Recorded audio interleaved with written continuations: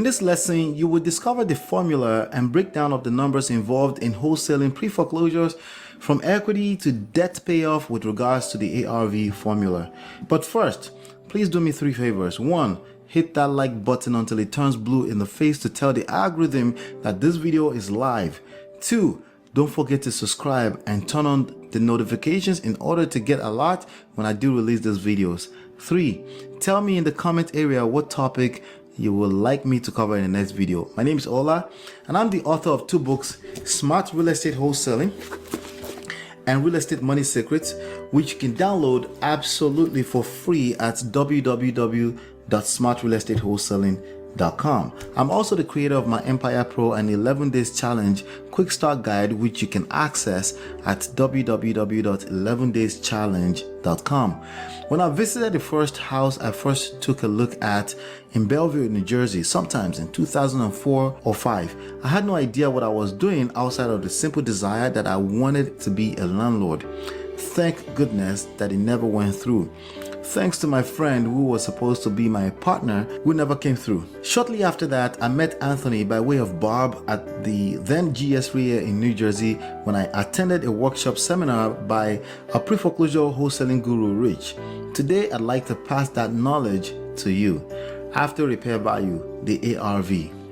First of all, this is the most important number in order to determine if we have a potential good deal in our hands, the ARV. I want you to simply answer this question. What is the subject property in question worth today? If it was to be sold at an all fixed up condition, you can use the free tool at www.dealestimator.com to find that number. You just need the address of the property.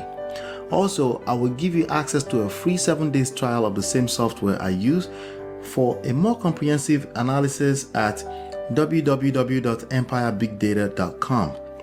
How much percentage of equity makes a good deal?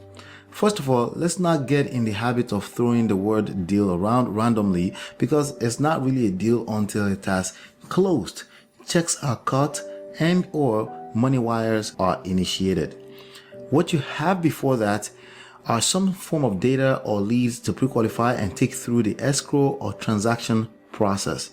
We cover that in more detail on the next video, so be sure to hit the like button to support us and subscribe with the notification bell on to ensure you get notified when we release it. What is equity? Most real estate in the United States are purchased with the leverage of a mortgage debt with the property as a security collateral. A security collateral is an asset which a borrower is required to pledge to a lender as a condition of obtaining a mortgage loan, which can be sold off if the loan is not repaid. For example, you took a mortgage debt of $320,000 from your bank, Wells Fargo, to purchase a property with an ARV of $400,000. The difference between these two numbers is the equity you have in the property. Equity equals to $400,000 minus the debt of $320,000.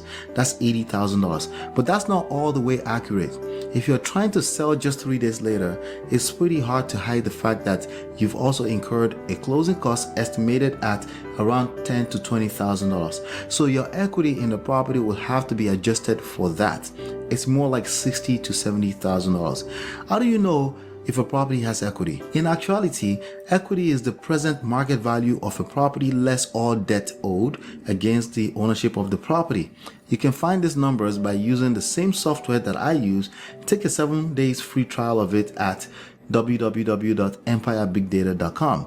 When no debt is owed against the ownership of a property, it is said to have 100% equity in it, aka free and clear.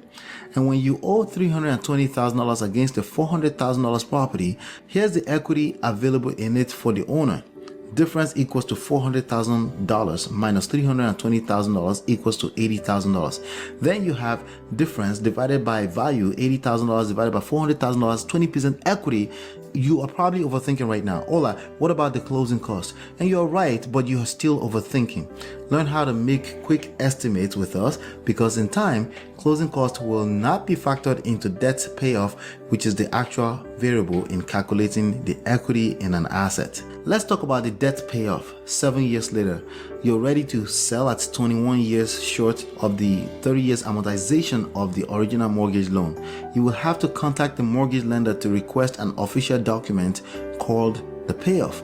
It shows the remaining principal balance, due interest, and some fees required to declare the loan satisfied. That's the payoff statement. So to answer the main question for this lesson, the minimum equity we need to build into our potential deals is 35% of the ARV and not the debt owed. It is after you factor that in, then you still have to adjust for the repair estimate. Here's the quick example. ARV of $150,000. Asking price equals to $100,000. Debt payoff is $50,000. Repair estimate is $10,000. Desired assignment fee is $10,000. How much does the seller keep if he paid a $50,000 debt off? The difference of the 100% equity from the 35% equity I would like to build in this deal is 65%. But this case is a little different because we already have a desired assignment fee of $10,000, which means we can adjust the desired equity. A cash investor with their own money is often willing to acquire a property with equity as low as 30%. So the difference from 100% equity will be 70%. So I want you to find 70% of the ARV, which is $150,000. That's $105,000. Now I want you to adjust that number for the repair estimate and the assignment fee that you want to make. That will be $105,000 minus $10,000 repair estimate and $10,000 desired assignment fee. That will be equal to $85,000. That means $85,000 will be the maximum I am willing to offer for this property. So if you pay $85,000 and the seller pays off a debt of $50,000, the seller will be able to walk away with the difference, which is $35,000 less a couple $100 in closing cost. If they're owing too much to satisfy the debt requirement, a short or discounted payoff, aka short sale, will need to be negotiated with the mortgage lender.